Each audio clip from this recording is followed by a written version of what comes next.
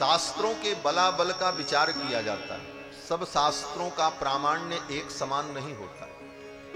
जैसे lower court का decision तब तक मान्य है जब तक हाई कोर्ट का डिसीजन ना आ जाए। हाई कोर्ट ने उसके विपरीत अगर कोई डिसीजन दे दिया तो लोअर कोर्ट का डिसीजन अमान्य होगा। और हाई कोर्ट से ऊपर सुप्रीम कोर्ट ने जो कह दिया उसके विपरीत लोअर कोर्ट हाई कोर्ट की कोई बात स्वीकार नहीं की जाएगी। उसी प्रकार शास्त्रों में सुप्रीम कोर्ट अगर है तो वो वेद है। वेद सुप्रीम कोर्ट। वेद के विरुद्ध अगर पुराण में कोई बात लिखी है तो वो पुराण की बात नहीं मानी जाती, चाहे वेद व्यास ने ही क्यों न लिखा। अब इन बातों को जो लोग नहीं जानते वो कहते हैं फला पुराण में तो ये लिखा है। अरे क्या लिखा है, क्यों लिखा है, उसका कितना बलाबल विचार है, तब तत्व का निर्णय होता। तत्व के निर्णय में सब बातें प्रमाण नहीं होती। तो सर्वोपरि प्रमाण वेद होता है। और वेद के बाद स्मृतियां, जिसको धर्मशास्त्र कहा जाता है, 18 स्मृतियां।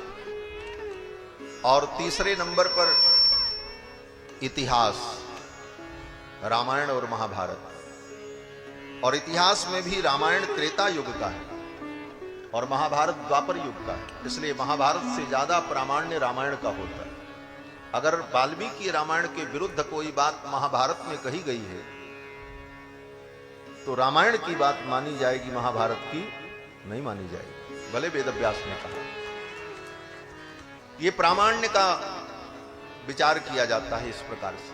और सबसे नीचे पुराण चौथे नंबर पर है। 18 पुराण। चौथे नंबर में 18 पुराण जो हैं उनका प्रामाण्य सबसे अवर है। पुराणों का प्रामाण्य तब तक है जब तक इतिहास के साथ, स्मृति के साथ और श्रुति के साथ उसका विरोध न हो। जहां पर श्रुति, स्मृति और इतिहास के साथ पुराण का विरोध होगा, कोई विरुद्ध प्रकरण आएगा, वहां पर पुराण भी प्रमाण की दृष्टि से स्वीकार्य नहीं होता। फिर पुराणों में भी 18 पुराण हैं। 18 पुराण में 6 पुराण सात्विक हैं, 6 पुराण राजस हैं और 6 पुराण तामस हैं, सतोगुणी, रजोगुणी, तमोगुणी। तत्व के निर्णय में पुराण में भी जो सात्विक पुराण हैं उन्हीं सात्विक पुराणों को प्रमाण के रूप में स्वीकार करके तत्व का निर्णय किया जाता है। सात्विक पुराण में श्रीमद् भागवत महापुराण, विष्णु पुराण, पद्म पुराण, इन पुराणों के आधार पर तत्व का निर्णय किया जाता है। परम तत्व क्या है, तत्व ज्ञान कैसे प्राप्त हो। तो पुराण से लेकर वेद पर्यंत सर्वत्र भगवान की ही महिमा का वर्णन किया गया। वेदे रामायणे चैव पुराणे भारते तथा आदि मध्ये तथा चान्ते हरिः सर्वत्र गीयते।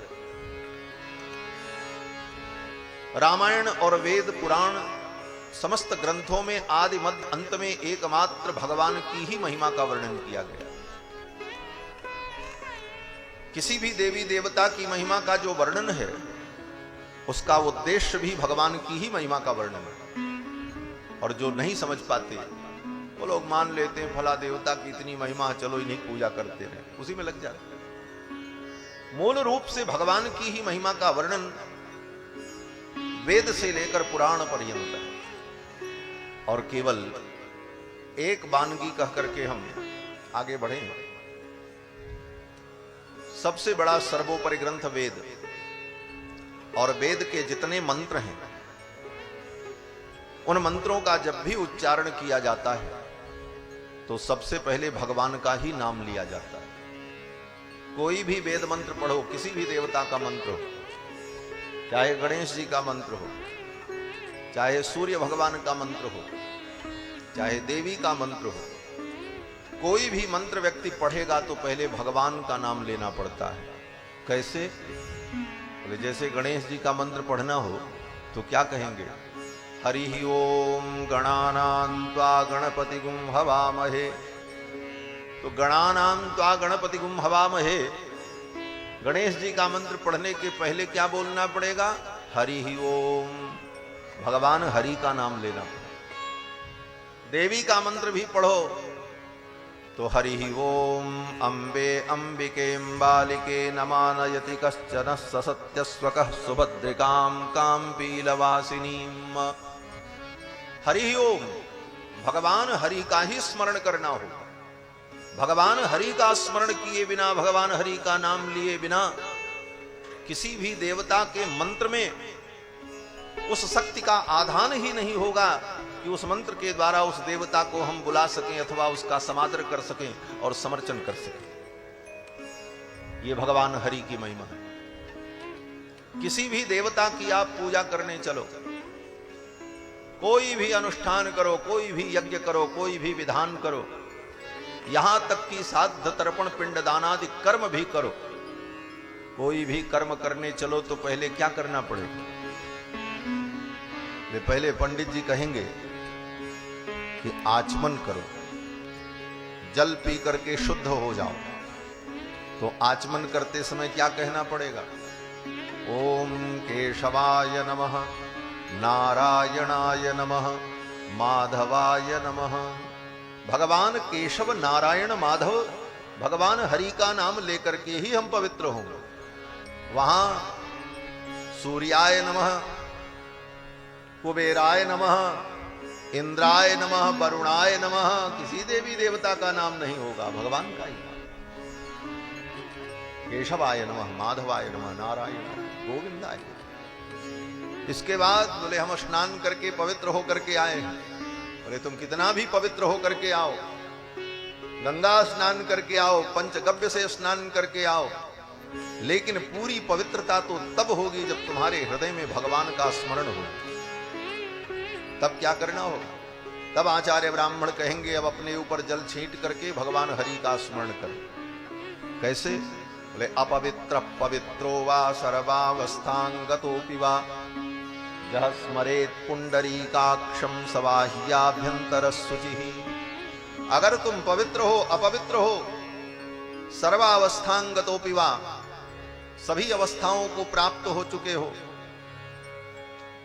तो भगवान का स्मरण करो। यह स्मरेत पुंडरीकाक्षम, अगर भगवान पुंडरीकाक्ष का स्मरण करते हो तो सबाह्याभ्यंतर शुचि ही, जो पुंडरीकाक्ष का स्मरण कर लेता है वो भीतर बाहर से पवित्र हो जाता है। तो भीतर बाहर से पवित्र होने के लिए भी भगवान का यह स्मरण करना पड़ेगा। भले आप पूजा किसी देवी देवता की करने बैठो, स्मरण तो भगवान का।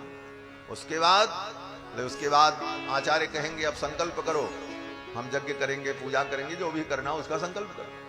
तो संकल्प में भी सबसे पहले भगवान का ही नाम लेना पड़ेगा। क्या कहना पड़ेगा? बोले विष्णुर्विष्णुर्विष्णु श्रीमद्भगवतो महापुरुषस्य विष्णोराज्ञया प्रवर्तमानस्य। यही कहना पड़ेगा कि भगवान परब्रह्म परमात्मा सच्चिदानंद भगवान हरि जो विष्णु हैं, उनकी आज्ञा से प्रवर्तमान ये संसार है। इस संसार को चलाने के लिए, बनाने के लिए आदेश कौन जारी करता है? इंद्र करते हैं कि वरुण करते हैं कि ब्रह्मा करते हैं? कहते हैं कोई नहीं करता, भगवान के आदेश से संपूर्ण सृष्टि संचालित होती है। विष्णोर आज्ञया प्रवर्तमानस्य, भगवान विष्णु की आज्ञा से प्रवर्तमान ये संसार है। तो भगवान का स्मरण करके और तब हम यज्ञादि कर्मों को प्रारंभ करते हैं और बड़े से बड़े यज्ञ कर लें, अनुष्ठान कर लें, पूजन कर लें, कोई न कोई कमी रह जाती है। तब अंत में आचार्य कहते हैं अब एक काम करो, सब तुमने किया लेकिन कोई कमी रह गई होगी, अब वो कमी कैसे दूर होगी? तो कहते हैं भगवान का नाम ले लो, भगवान के स्मरण से ही कमी दूरी हो। तब अंत में क्या कहेंगे? यश स्मृत्या च नामोक्त्या तपो यज्ञ क्रियादिषु न्यूनम संपूर्णताम याति सद्यो वंदे तमच्युतम। भगवान अच्युत का नाम लेकर, भगवान हरि का नाम लेकर के ही स्मरण करके यज्ञ की न्यूनता को हम पूर्णता में परिणत करते हैं। यस्य स्मरण मात्रेण न्यूनता पूर्णता में बदल जाती है। तो सारे कर्मों में, सारे विधानों में भगवान की ही महिमा का वर्णन। वेदों में भी भगवान के स्वरूप का उपनिषद में वर्णन किया। परमात्मा कौन, ब्रह्म कौन, तो पहले तो ऐसे ही बताया कि जिससे सृष्टि उत्पन्न हुई वो भगवान, जो पालन कर रहे हैं वो भगवान, जो आदि में थे वो भगवान, जो अंत में रहेंगे वही भगवान। लेकिन वो भगवान कौन है, उनका नाम क्या है, कुछ स्पष्ट करो। तो पुरुष सूक्त में कहा कि पुरुष एवेदम सर्वम जद्भूतम जच्च भव्यम। ये सब कुछ जिन पुरुष परमात्मा से उत्पन्न हुआ, बोले वो कौन है, उनका कोई नाम ओम हो। बोले साहब उन्हीं से पैदा हुए। ब्राह्मणोस्य मुखमासीत् बाहु राजन्यकृतः। ब्राह्मण उनके मुख से उत्पन्न हुआ, क्षत्रिय भुजाओं से उत्पन्न हुए इत्यादि। अरे नाम बताओ भाई, वो है कौन? तब वेदों ने आकर के स्पष्ट कर दिया आगे कि वो कोई और नहीं है, लक्ष्मी के पति भगवान श्री हरि है। किस मंत्र से? बोले श्रीश्चते लक्ष्मीश्च पत्न्यावहो रात्रे पार्श्वे नक्षत्राणि रूपमस्विनौ। श्रीश्चते लक्ष्मीश्च पत्न्यौ। श्री और लक्ष्मी, श्री देवी और भूदेवी जिनकी पत्नी है वे भगवान हैं, वे परमात्मा, वे परब्रह्म हैं, सच्चिदानंद हैं और वही परम तत्व। और फिर स्मृतियों में भी सबसे प्रधान स्मृति मनुस्मृति। मनुस्मृति के प्रारंभ में मनु जी महाराज कहते हैं आपो नारा इति प्रोक्तः आपो वै नरसूनवः। नार माने जल, और उस नार में, जल में जो शयन करे, जिसका अयन हो, उसको कहते हैं नारायण, और वे नारायण ही परम तत्व है। ये स्मृति ने कहा। फिर स्मृति के बाद चौथा और तीसरा प्रमाण इतिहास। इतिहास में भी श्रेष्ठ इतिहास रामायण, जिसकी कथा हम सभी लोग सुनते हैं। इस रामायण में भी बार बार महर्षि वाल्मीकि ने यही कहा कि अर्थितो मानुषे लोके जज्ञे विष्णु सनातन। भगवान सनातन परमात्मा हरि ही राम के रूप में प्रकट। महाभारत में भी वेदव्यास जी ने भगवान हरि को ही परम तत्व कहा। और फिर पुराणों में भी, सभी सात्विक पुराणों में भगवान हरि को परम तत्व के रूप में स्थापित किया। इन समस्त प्रमाणों के आधार पर वेद से लेकर पुराण पर्यंत समालोचना करने पर, समीक्षा करने पर, आलोडन करने पर यही निष्कर्ष प्राप्त होता है कि एकमात्र परमात्मा श्री हरि भगवान श्रीमन नारायण, भगवान नारायण ही परब्रह्म परम तत्व है। और वही विविध रूप में अवतार लेकर रामकृष्ण आदि रूप में आकर विविध लीलाओं के द्वारा जीवों का मंगल करते हैं, लोक मंगल करते हैं। उन परम तत्व परमात्मा का बोध, उन्हें जानना, उनका चिंतन करना, उनकी लीलाओं का अनुसंधान करना, यही भक्ति, यही उपासना है, यही परम ज्ञान है। और यही हमको आपको समझना है। पहले तो अपने आप को समझना, हम कौन हैं, आत्मबोध। हम कौन हैं? शरीर है? बोले हम शरीर नहीं है, आत्मरूप है। और किसके अंश हैं? बोले भगवान नारायण के अंश हैं और किसी के अंश नहीं। क्यों? बोले नारायण के अंश हैं, इसीलिए हमारे शरीर में नारायण के ही चिन्ह अंकित है। दुनिया के किसी कोने में कोई मानव पैदा हो, अगर वो मनुष्य है तो उसकी उंगलियों में शंख चक्र के ही चिन्ह बने रहते हैं। खड्ग का चिन्ह नहीं बनता, त्रिशूल का चिन्ह नहीं बनता, डमरू नहीं बनता। ज्योतिष शास्त्र कहता है समस्त मनुष्यों की उंगलियों में शंख चक्र के ही चिन्ह है। क्यों? बोले हम चक्रपाणी के अंश हैं।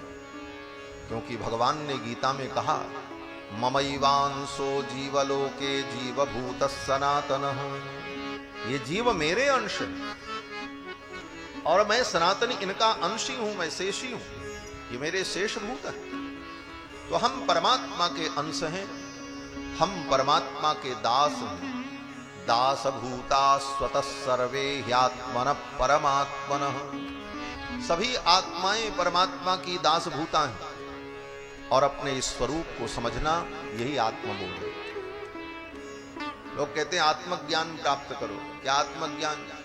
बोले आंख बंद करके अपनी आत्मा का चिंतन करो। क्या अपनी आत्मा को तुम देख पाओगे? दीपक से स्वयं दीपक अपना दर्शन थोड़ी करता है। आत्मा स्वयं दृष्टा है। दृष्टा स्वयं का अनुभोक्ता होता है, दृष्टा नहीं होता। ये आत्मा दृष्टा अगर है तो आत्मा अपने को कैसे देखे? तब आत्मदर्शन का अर्थ क्या है? बोले आत्मदर्शन का मतलब यह है अपने स्वरूप को जानना। हम भगवान के दास हैं। ऐसा नहीं है कि आप अलग खड़े होकर के अपनी आत्मा को अपने से भिन्न देखोगे। क्या देखोगे आत्मा? आत्मदर्शन का मतलब क्या है? आत्मदर्शन का मतलब यही है कि हम भगवान के दास हैं, यह बात हमारे हृदय में बैठ जाए। हम तो दास भये हैं खासे और सियबर रूप पियासे। आई दीनता बात बन गई सब सिय जू की करुणा से। हम तो दास भये हैं खासे, हम तो भगवान के दास हैं। यह अपने स्वरूप का बोध। और भगवान कौन है, परम तत्व कौन है, इसका बोध। और उन परम तत्व को पाने के लिए साधन क्या है? बोले सभी साधनों पर विचार 9 दिन की कथा में हम लोगों ने किया है। कर्म, ज्ञान, भक्ति और निष्कर्ष यही निकला, शरणागति, भगवान को समर्पण हो जाना, यही सर्वोपरि साधन। तो साधन के स्वरूप का बोध। और भगवान मिलेंगे, इसका फल क्या है? बोले संसार का फल भोगादि नहीं। भगवान के मिलने पर भगवान की सेवा, भगवान का कैंकर्य प्राप्त हो, ये परम फल। और भगवान की प्राप्ति आज तक नहीं हुई, इसका बाधक कौन था? बोले हमारा ज्ञान। हम संसार के प्रति मोहग्रस्त थे, इस कारण भगवत चरणों तक नहीं पहुंच पाए। इसलिए मोह और अज्ञान क्या है, इसके स्वरूप को जानना और उससे मुक्त होना, यही सत्संग का फल है। इन्हीं सारे विषयों की चर्चा कथा के माध्यम से होती है। बाकी नाचना, गाना, गीत, संगीत, ये सब तो केवल उसका पोषक है। तत्वतः इन्हीं बातों को जानना सत्संग का स्वरूप है। आत्मस्वरूप, परमात्म स्वरूप, साधन स्वरूप, बाधक स्वरूप और प्राप्ति के फल का स्वरूप। इसी को अर्थ पंचक कहा जाता है। इस अर्थ पंचक को ठीक ठीक जानना यही वैष्णवता है, यही वैष्णव का स्वरूप है। और रामायण में भी इन्हीं सारे विषयों का वर्णन किया जाता है। जीव के स्वरूप का वर्णन किया। जीव का स्वरूप क्या है? कल की कथा में आप सभी लोगों ने श्रवण किया। लक्ष्मण जी महाराज जीवाचार्य हैं और लक्ष्मण जी ने भगवान से कहा, मैं आपका दास हूं, आप मुझे ले चलोगे, मैं कृतार्थ हो जाऊंगा, आपका प्रयोजन पूर्ण हो जाएगा। हम आपके विधेय हैं, हम आपके लिए हैं। इस प्रकार अपने स्वरूप का वर्णन लक्ष्मण जी ने किया। यही जीव का स्वरूप। भगवान का स्वरूप क्या है? बोले भगवान के स्वरूप का वर्णन ऋषियों ने किया, मुनियों ने किया, परशुराम जी ने किया, सो आपने सुना ही सुना। भगवान की प्राप्ति का साधन क्या है? बोले लक्ष्मण जी ने कल करके दिखा दिया, शरणागति की भगवान का। और भगवान की प्राप्ति में बाधक क्या है? बोले धर्माभास, कर्तव्याभास। जो कर्तव्य है उस कर्तव्य को न समझकर तदभिन्न किसी कर्तव्य को कर्तव्य मानकर मूल कर्तव्य से हम विचलित हो जाएं, यही धर्माभास भगवान की प्राप्ति में बाधक है। और इसके विषय में लक्ष्मण जी ने कहा, ऐसी स्थिति हो तो ऐसे धर्म का त्याग कर देना चाहिए। तजिए ताहि कोटि बैरी समजद्यपि परम सनेही जाके प्रियन राम। लक्ष्मण जी ने अपने पिता तक का त्याग कर दिया। अहम तावन महाराजे पितृत्व नोपलक्षय। लक्ष्मण जी कहते हैं, मैं महाराज दशरथ में पितृत्व नहीं देखता हूं, उनके अंदर मुझे पितृधर्म नहीं दिखाई पड़ता। पितृधर्म भी अगर हमें दिखाई पड़ता है तो रघुनाथ जी में दिखाई पड़ता है। त्वमेव माता च पिता तुम। यही रामायण का रहस्य। कल की कथा में आप सभी लोग